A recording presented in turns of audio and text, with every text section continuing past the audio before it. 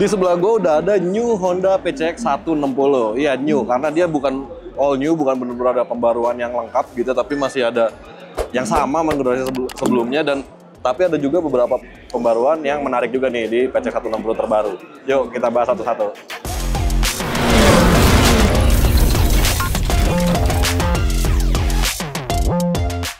Iya, di sini emang banyak banget orang ya. Jadi namanya juga launching, rame banget dan motornya juga lagi beken banget. Jadinya bocor-bocor dikit nggak masalah ya. Dan kita bakal bahas apalagi pembaruan dari si PCX. Dari mulai tampilannya dulu. Bisa dilihat dia lampu depannya tuh bener-bener berubah dari yang lama. Yang lama tuh kayak lebih kotak-kotak gitu ya. Nah ini dia lebih tegas, tapi masih ada kesan elegannya sesuai dengan ciri khas PCX. Dan kalau dilihat emang dia mirip banget sama PCX 125 yang melantai di EICMA 2024 Milan, Italia. Jadi di sini dia ada lampu DRL dan di ujungnya itu lampu sen gitu ya. Jadi dia nggak berubah dari putih ke kuning, tapi emang udah ada lampu sennya sendiri. Sementara buat lampu utamanya masih sama, nyatu gitu ya, tapi kelihatannya pakai dua rumah lampunya gitu. Bagian ke atas sama, masih ada windshield-nya. Terus di bagian kaki-kaki juga masih mirip sama generasi yang lama. Palangnya bentuk huruf Y gitu, dan dia disc brake-nya di sebelah kiri yang udah dilengkapi sama ABS. Kita lihat ke tengah ya. Karena ini yang tipe tertinggi yang Roadsing Duo, jadi ada perbedaan di bagian kemudinya. Walaupun secara umumnya si PCX 160 terbaru ini emang udah pakai cover setang, jadi tampilannya lebih rapih lagi, lebih elegan, nggak kelihatan stangnya dibandingin generasi lama ya. Tapi di bagian tombol-tombol sama panel meter itu benar-benar beda sama yang sebelumnya. Kalau yang sebelumnya kan panel meter dia biasa aja ya, yang gede gitu, terus indikator banyak kanan kiri, tampilannya udah digital tapi belum TFT. Nah kalau ini panel meter ada TFT dan udah ada Roadsing Duo tadi, jadi banyak banget fitur yang di dalam panel meter ini, dari mulai konektivitas ke smartphone, terus bisa navigasi juga, bisa nerima pesan, bisa nerima panggilan telepon, sampai bisa mengganti lagu. Nah buat kontrolnya itu ada di tombol sebelah kiri sini, jadi tombolnya ini tuh berbeda sama generasi yang lama. Ditambah lagi sekarang di sebelah kiri sini ada tombol tambahan lagi, dan di bagian depan sini ada pass beam-nya, jadi dia lebih ya beda lah ya, banyak perbedaan lah daripada generasi yang sebelumnya. Kalau lihat dari tengah ke belakang sih kelihatannya secara sekilas masih mirip ya. Tapi kalau secara penjelasan AHM tuh di bagian deck sekarang udah dimaksimalin. Jadi kalau kaki kita buat nyandar selonjor gitu lah ya, itu lebih luas di bagian telapak kakinya. Walaupun kalau dilihat di sini kayaknya sih masih keluar dari decknya gitu ya. Terus buat jok sekarang dia modelnya bertingkat gini, tingkatnya lebih jelas gitu ya, dan ini bahannya masih mirip-mirip sama yang lama. Kalau di belakang lampunya sekarang beda banget. Kalau dulu kan lampu remnya tuh bentuk huruf X gitu ya, tapi kalau sekarang itu dia kayak huruf V. Tapi kalau digabungin sama lampu sen, itu bagian belakangnya tuh jadi sama aja kayak huruf X, kayak ciri khas PCX banget. Nah, ini bagasi dari new Honda PCX 160. Bisa dilihat dia gede banget dan kapasitasnya itu sampai 30 liter. Jadi emang gede banget. Dan ini harusnya muat satu helm, ukuran yang besar sekalipun masih masuk, dan di belakangnya ini masih bisa dipakai buat naruh barang-barang lain kayak jas hujan atau bawa-bawa tas yang kecil-kecil gitu, masih bisa masuk ke sini.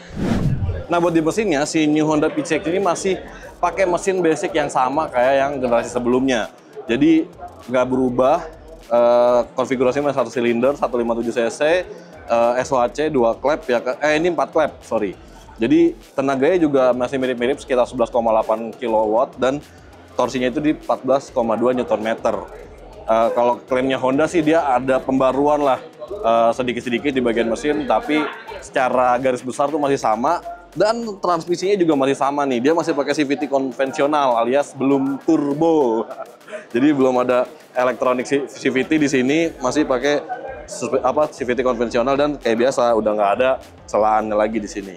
Kalau buat kaki-kaki dia di belakang varian tertinggi ini ada subtanknya, jadi ada tabungnya gitu, yang bikin peredamannya itu harusnya lebih baik daripada yang versi nggak ada subtank.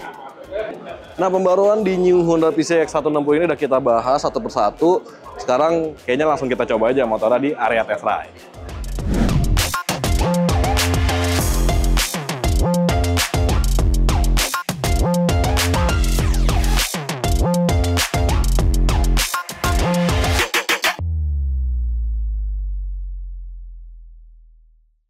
Ya, di sini lagi.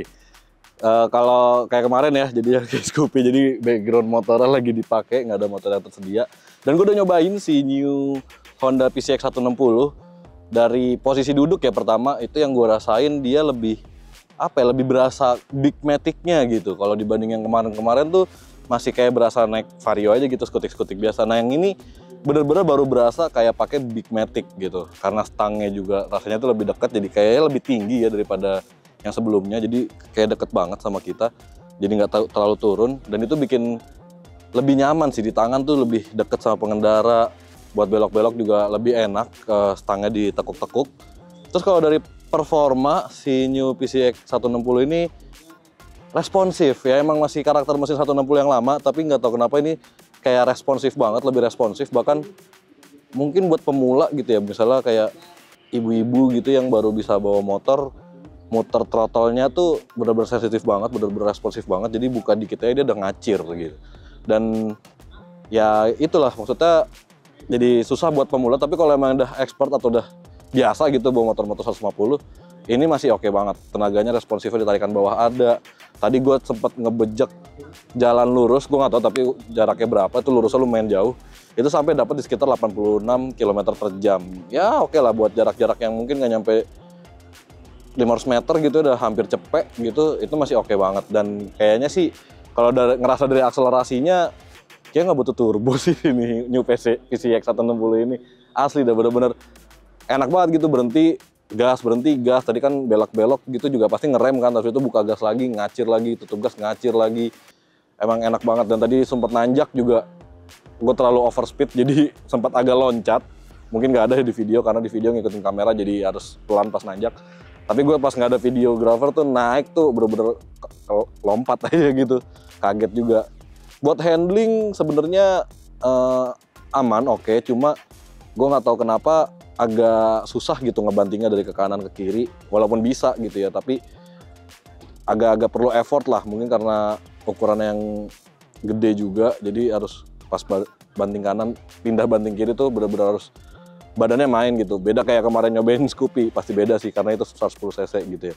Dan gue berapa kali jalan mencoba nyari potensi maksimal buat beloknya tuh ternyata agak jauh. Jadi mungkin bisa lebih rebah lagi gitu ya si New PCX 160 ini. Jadi tadi emang sempat berapa kali sampai standar tengah itu nyerot ke aspal, tapi nyari sampai nyerotnya itu agak susah dibandingin Beat sama Scoopy kayak gitu. Sisanya sih suspensi ya depan oke, belakang mungkin karena masih baru kali ya, jadi butuh di brake dulu, disesuaiin dulu. Jadi tadi ngerasainnya suspensi belakang tuh agak keras.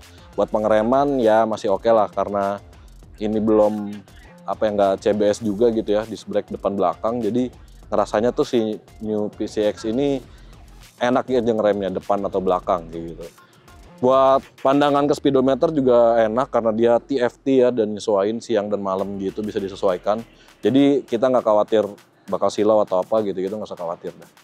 Oke, gitu aja dari test ride si New Honda PCX. Oke, buat harganya si New Honda PCX 160 ini punya 3 varian, ada yang CBS, ABS, sama road sync. Jadi kalau yang ABS sama CBS ini nggak dapat road sync-nya, jadi nggak bisa connect ke HP. Nah, buat harganya yang CBS itu dibanderol 33 jutaan, masih oke lah ya buat PCX, harga 33 jutaan. Nah, yang ABS tuh 37 jutaan. Ya, beda-beda tipis lah ya sama yang kemarin-kemarin. Terus kalau yang road sync ini sampai 40 jutaan. Jadi gimana menurut lo? Beli si PCX harga sekarang udah 40 juta. Berikan pendapat lo di kolom komentar di bawah, dan jangan lupa juga untuk like dan subscribe channel Brem by Zun Indonesia untuk mengetahui video review otomotif berikutnya. See you in the next video. Bye-bye.